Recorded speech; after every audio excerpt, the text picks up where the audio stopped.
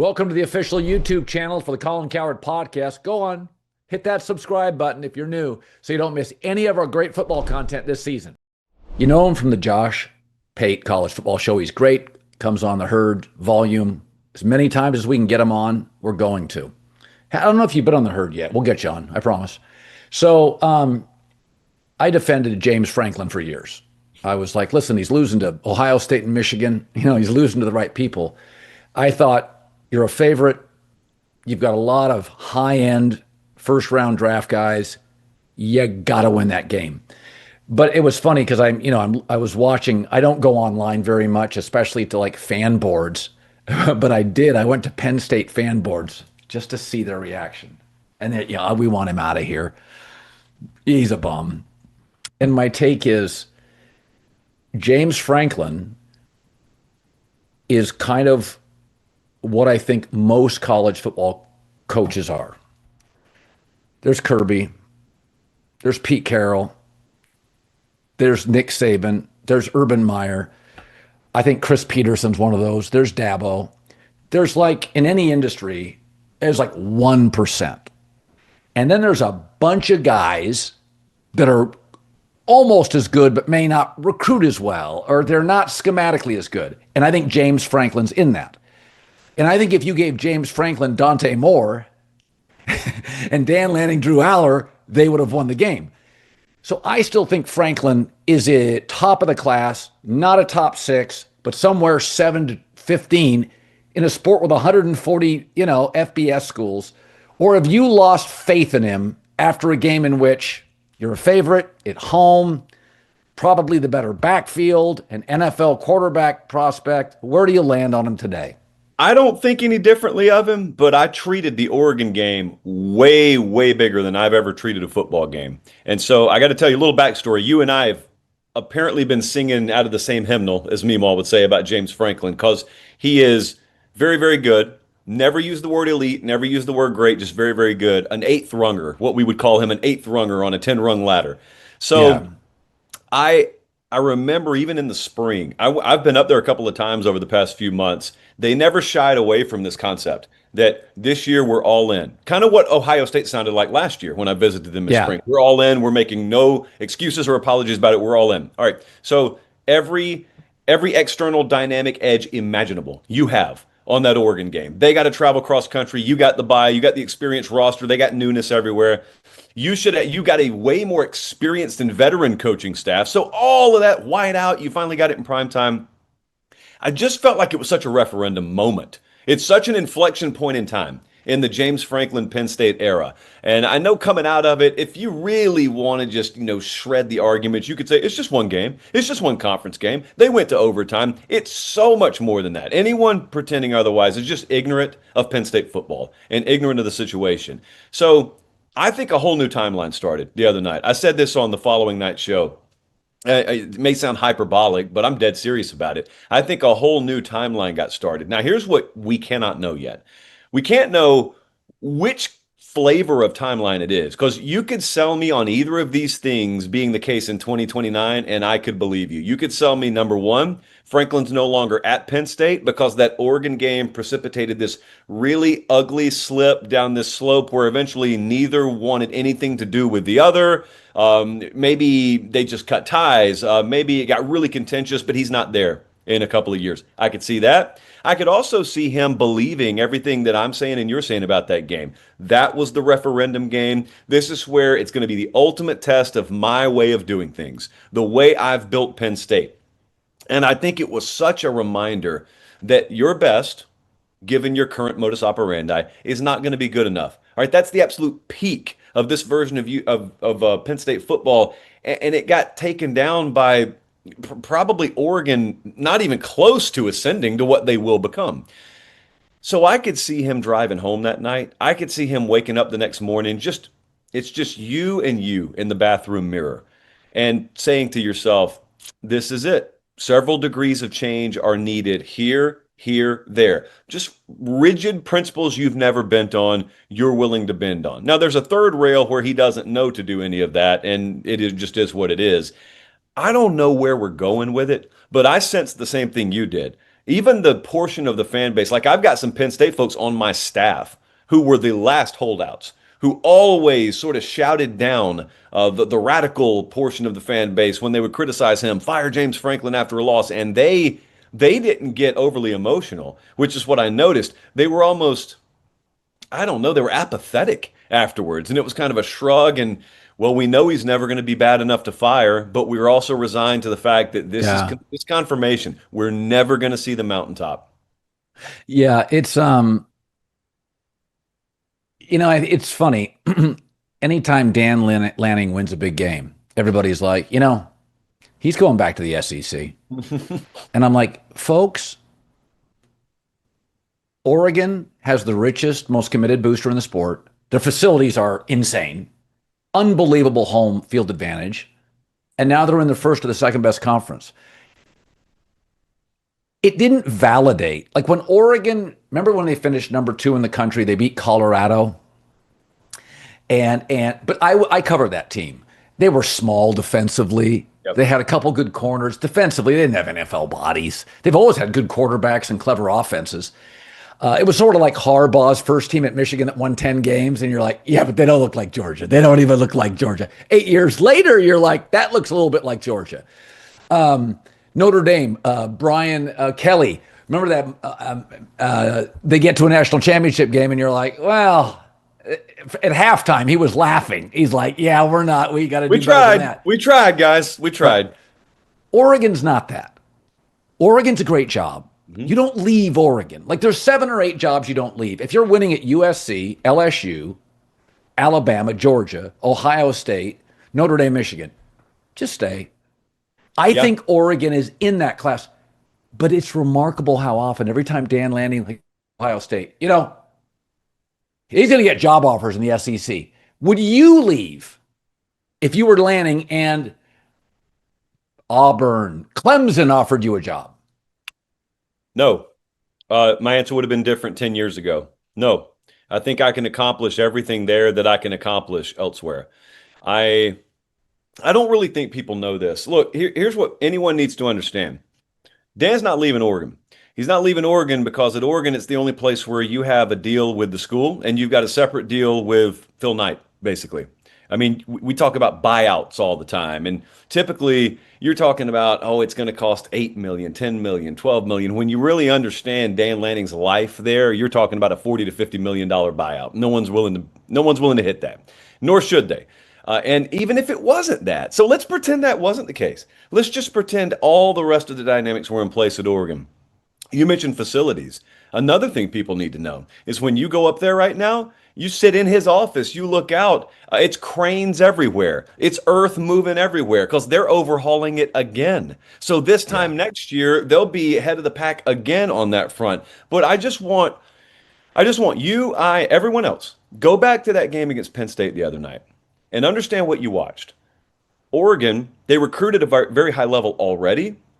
They've mastered evaluation in the portal. You can't have one of those things without the other, okay? Otherwise, you're just lighting money on fire. Nebraska spent over $1 million on a right tackle that hasn't seen the field. So you got to be able to evaluate as well. Marshall Malkow's a really good dude running point for Dan Lanning up there, but Lanning himself and that staff, they are really, really good at evaling. So you turn on the Penn State game the other night. They've got 11 guys they took out of the portal. I think I counted 10 of them are contributing big time. They got 3 starting offensive linemen. They've got multiple DBs.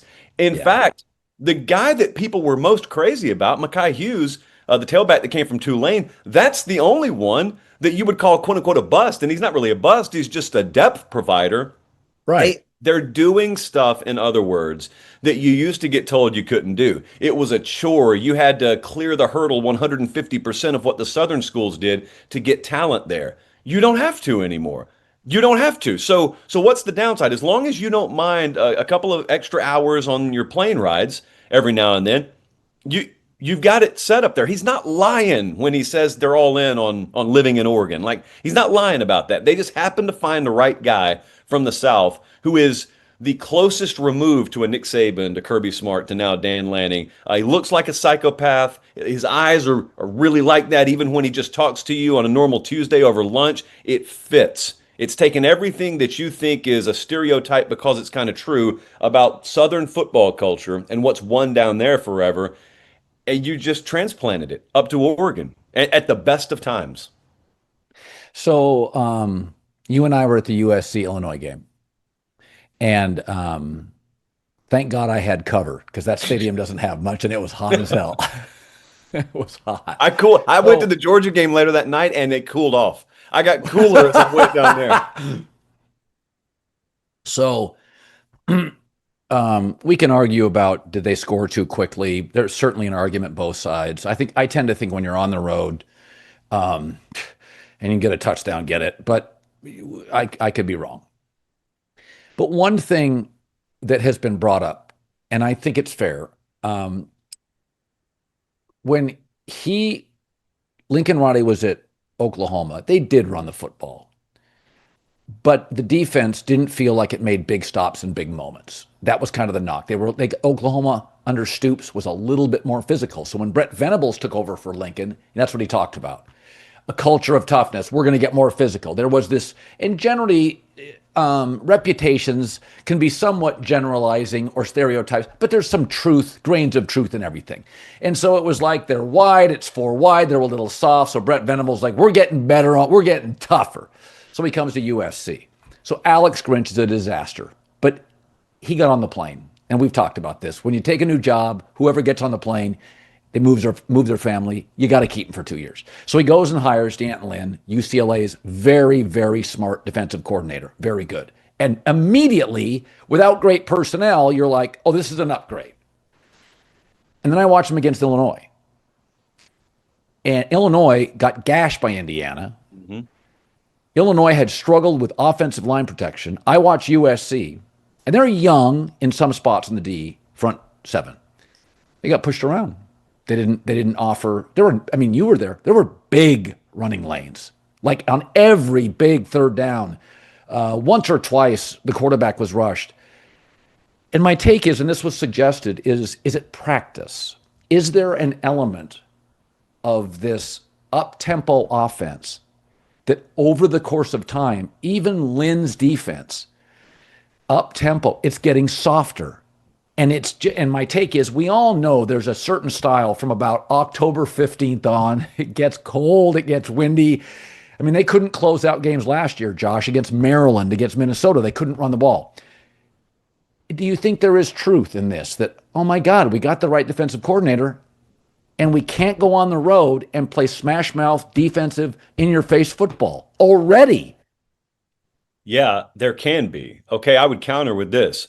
Josh Heupel just won with defense last year. Josh Heupel went to the playoff at Tennessee, and you and I know good and well not only the offense he runs, but the tempo they're practicing at. A Tennessee offense is chaos, or a Tennessee practice is chaos. And yet somehow Tim Banks and that defense not only fortified themselves last year, they built themselves to where when Nico Iamaleava couldn't push the ball down the field, when it was 3 and out, defense carried Tennessee. They didn't win a national title. They got to the playoff, which was further than anyone expected them to go. So the first thing I would do is I'd answer your question, yes. And then I would say they ought to look at Tennessee. They ought to look at whatever Josh Heupel has figured out a way to do. The other part of that is, though, you remember, what was it, like 2 years ago now, after that season where they made the staff changes, I remember Lincoln, as plain as day, he sat there and he's just kind of reset the program. And he was talking to the media, and he was talking about how we are leaving no stone unturned. We're going to reinvent the way we do this and that. And one of the things he said was,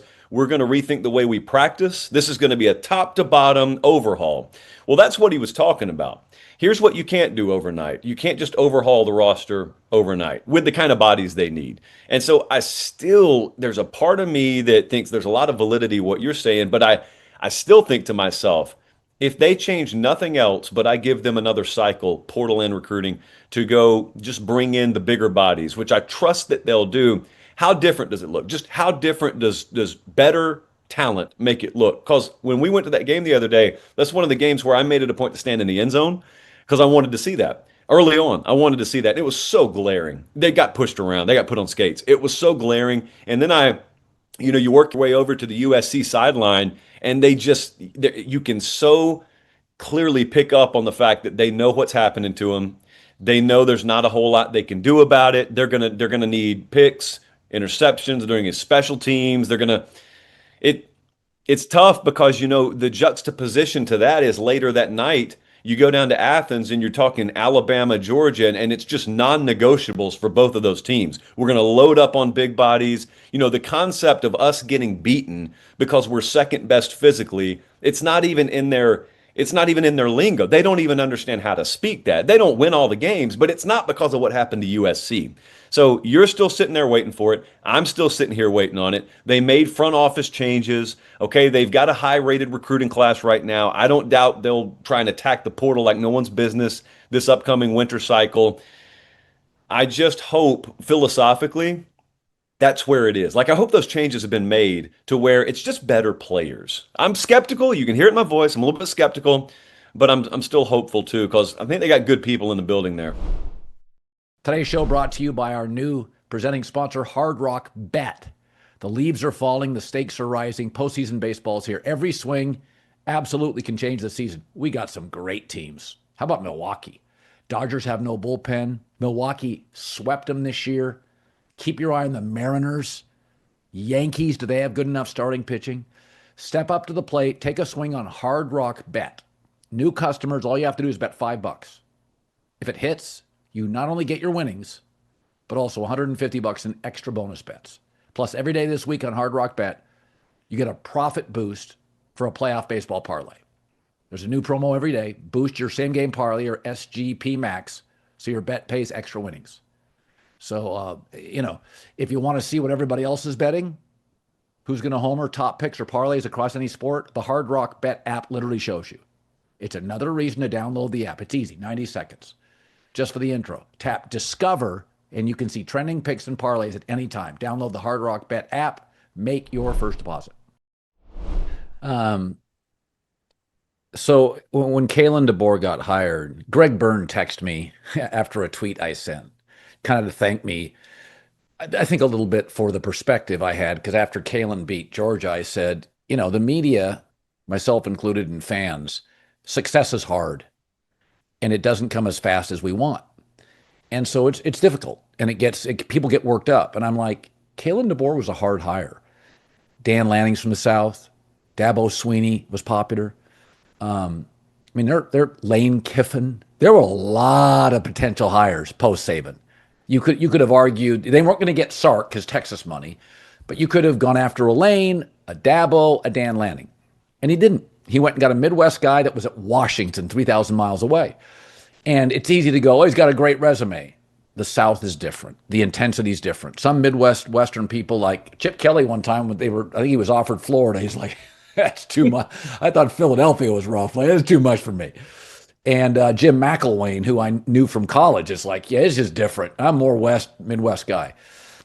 But people tend to think, Josh, everybody knows that if you're Jim Harbaugh and you go to the Chargers to replace Brandon Staley, you have to change the culture. It's a disaster.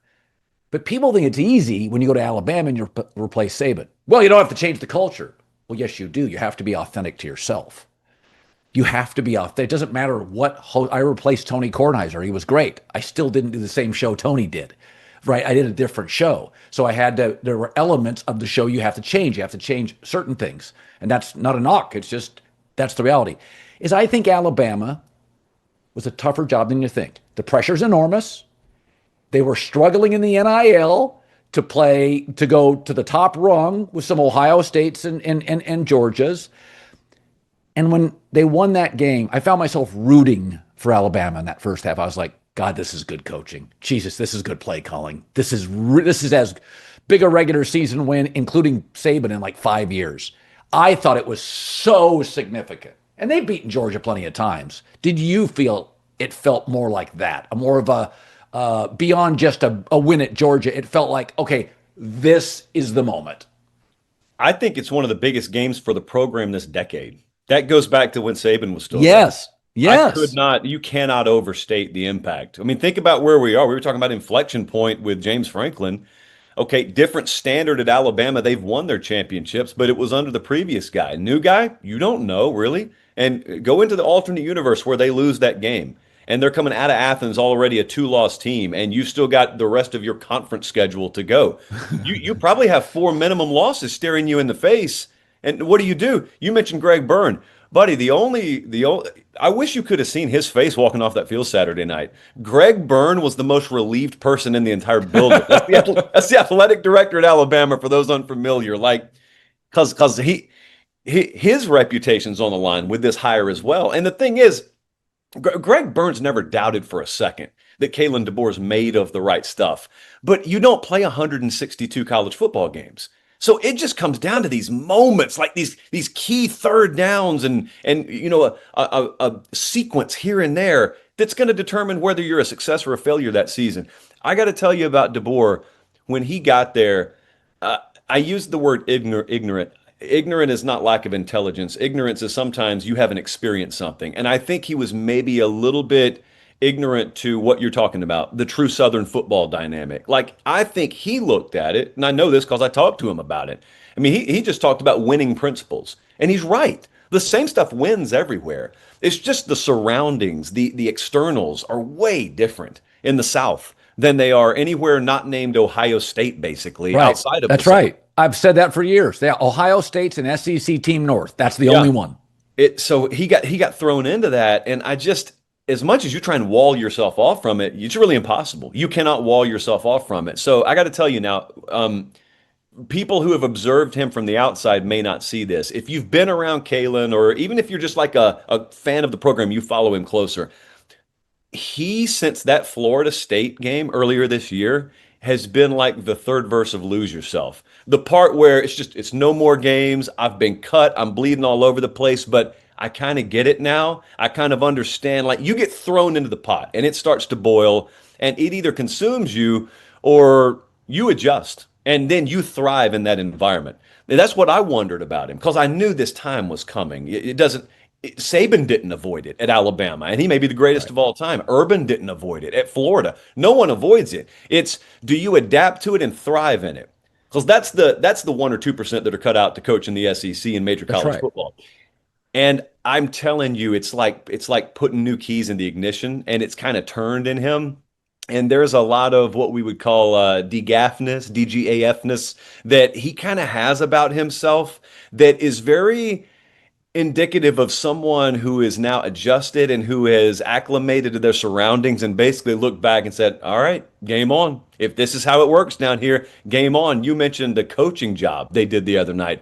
Buddy, that's an NFL coaching staff on that offensive side of the ball. Ryan Grubb literally came there when it didn't work out in Seattle, but they worked Georgia's defensive staff pretty thoroughly. And think about the sentence that just came out of my mouth, because you don't really say that about anyone. Right. And so now, their reward is they get to play Vandy this week. And what stood out to me the most, and I can't believe this is a sentence coming out of my mouth either, to just give you an idea of how that program's wired right now, they're walking off the field in Athens. Huge win. And they're no more headed into the locker room than half the locker room's talking about the Vandy game. Half of them are in the locker room. They're in Sanford Stadium. They're already looking ahead to the Vandy game, because that was the cattle prod to their neck last year that they never fully recovered from. So as much as the public circle at Georgia game, they were already well aware before they left the building of what's next week. Diego Pavia coming in there next week. Their Super Bowl last year. All right, they come into our building. College game day is going to be there. So it was an eye-opener to me, because I hadn't been to a Bama game this year in person. So I hadn't been around them in person. Yeah, I think that FSU game did something to them, and it may end up being the biggest blessing they could ever suffer from, if that makes any sense. Yeah, when I worked in Tampa for 2 years, I really learned, because I love college football, but I'd grown up around Oregon. Washington was a great program, and Kevin O'Connell was a photographer. He's still an employee at WTVT, I think it is, Channel 13, and we went to do a story on like Tuesday or Wednesday. Spurrier was the coach of Florida, and we went down there, and there were already fans parked in the parking lot tailgating. It was Wednesday. Yep. And I'm like, I go to Husky games like Friday night, maybe late Friday afternoon. You'd show up to Husky Stadium. They were there Wednesday, and they'd been there.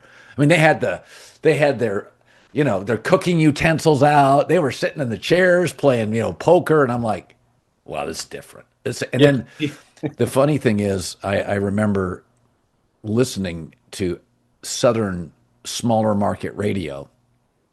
And I'm like, bro, it is March.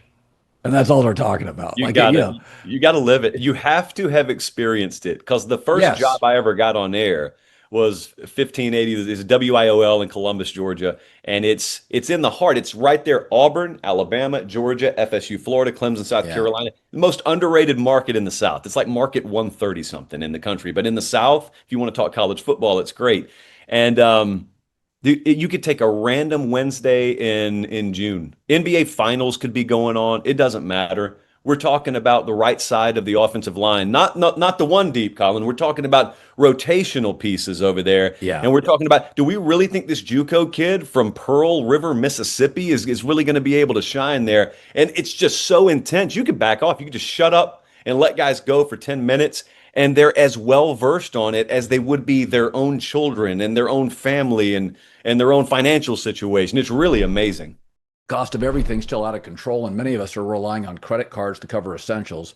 If that debt is piling up, you're not alone. You might have considered reaching out to our friends at American Financing, but hesitated because you don't want to give up your low mortgage rate. Well, there's good news. Very good news.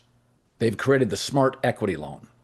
It's a solution designed to help you take control of your finances without touching your current mortgage. Unlike a HELOC, which can have varied interest rates, the Smart Equity Loan offer, it's a fixed rate. That means one predictable monthly payment. This loan allows you to leverage the equity in your home to pay off high interest debt. Free up your cash flow. Okay? Keep your existing low mortgage rate intact. It only takes 10 minutes to get started. No upfront or hidden fees. Just call American Financing today, 866 721 3300. 866 721 3300. Or AmericanFinancing.net/Colin. I say this often. 40% of America never leaves the area code they were born in. People don't like change. I did not grow up in a traditional family with religion, divorced parents. I had just a British mother. And I just didn't have a traditional upbringing. Thank God I had good coaches. But so I tend to embrace change because my life I've lived in 7 states. And so I understand people who aren't comfortable with it, that people that have lived in the same cul-de-sac forever. I'm kind of jealous of that. I understand my kids don't have like one set of friends. And my wife and I have talked about that before, is that you sacrifice. Everybody makes sacrifices. I've moved for commerce and opportunity, but it's probably hurt me in terms of long-term, friendships and relationships. My friends are all over the country. So when the transfer portal and the NIL came out in the college football playoff, I was so excited. It's like, I've seen Cal, Arizona State enough. I want to see Oregon and Ohio State. I want to see Michigan and USC. Like, I've seen the regional stuff. But the unintended benefits that I didn't consider, first of all, the playoffs way better than those half-empty stadium bowl games. That's a fact. Yep. Secondly, the NIL has not made the sport more lopsided. The good teams are still good. The bad teams are mostly still bad. But the transfer portal, I did not predict this. I figured just the rich would get richer. But the truth is, kids want to play. And when I watch Georgia now and a cornerback gets hurt, they don't necessarily have a good backup. He's at Louisville. He's at Texas Tech. Are you surprised? I look at the sport now. You could change uniforms. Mm-hmm. I can't tell Oregon from Bama, from Georgia, from Ole Miss, LSU. I can't tell. 3-4 years ago, Josh, you could take uniforms off. That's Georgia. Yeah. That's Alabama. That's Ohio State. I think the transfer portal, everybody freaked out about it. I think it's created a parity and an evenness that I haven't seen in college football in my lifetime. Yeah, I've wrestled with this a lot. See, I used to listen to you a lot talk about moving.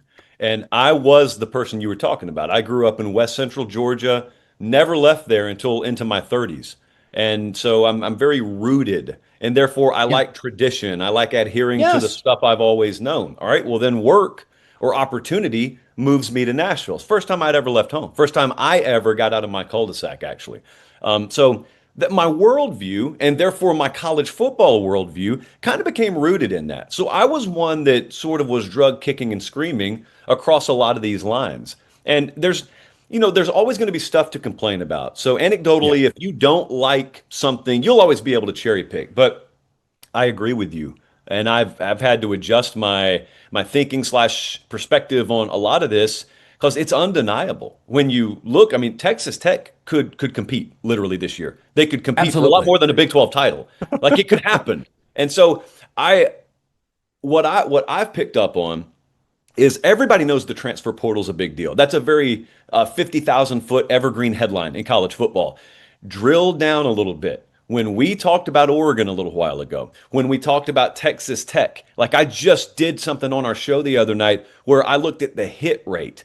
And I'm telling you, the programs and the front offices in college football now that have really put a premium on putting good evaluators in those offices are lapping the field. Miami is killing it. Not only because they have money. Money is the oxygen, okay? You're not going to live without it anyway. It's a moot point.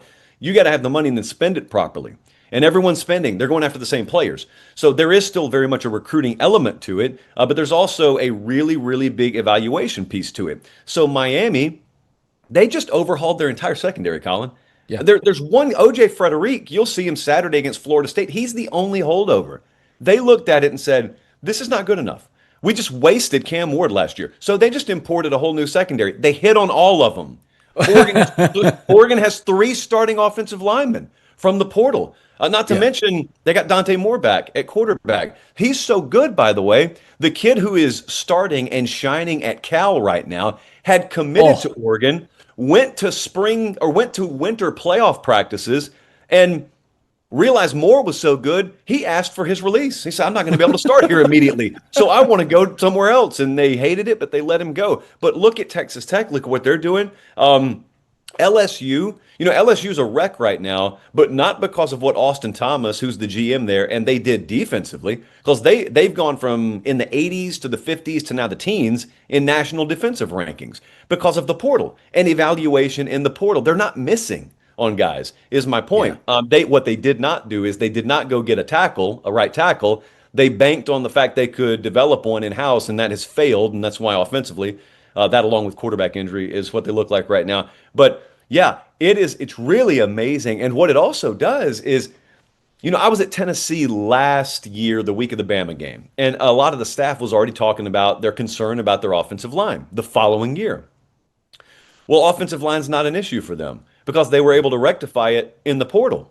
And so you used to have this hopelessness as a fan where if you knew you had a veteran-laden unit, it was going to be minimum 2 years, maybe even 3 years down the road. And now it could just be you wake up one morning and there's a headline, A&M just went and got Mario Craver and Casey Concepcion.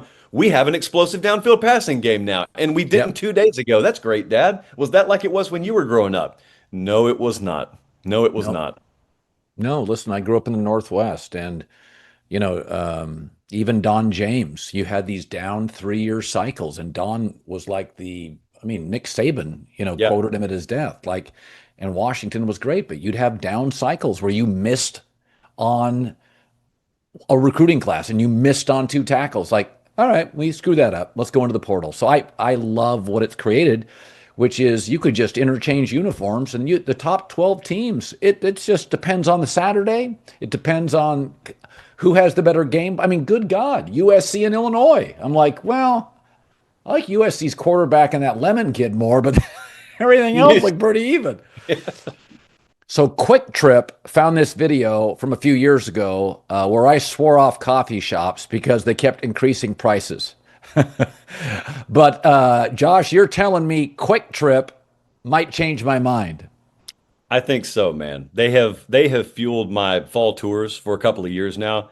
I had a relationship with them just because a bunch of the execs at Quick Trip watched the show, and then that morphs into, you guys want to do some business with the show? And they're all over the South. And so it's, it's big red square QT on it. And you pull off and you got gas out front. But when you go in, they were the first place and still, I think, the only place I've ever seen with just the pure cold brew on tap, entire station. Oh, it's so good. Looks like a bar, but instead you got all the different kinds of cold brews there. And you got to understand, man, when you drive as much as I have, when you drive it's long distances, we'll go storm chasing in the spring, we'll go college football in the fall. I have made it a habit to just look for the Quick Trip sign. They've been awesome to us. I mean, they have been a huge, huge staple on my show. So yes, look, if this is the recruitment that I'm following right now, 5-star hot coffee prospect here, you got to take a visit. It's all about the official visit. Once we can get you to visit, I think you'll be in. Josh Pate, your money, brother. Thanks.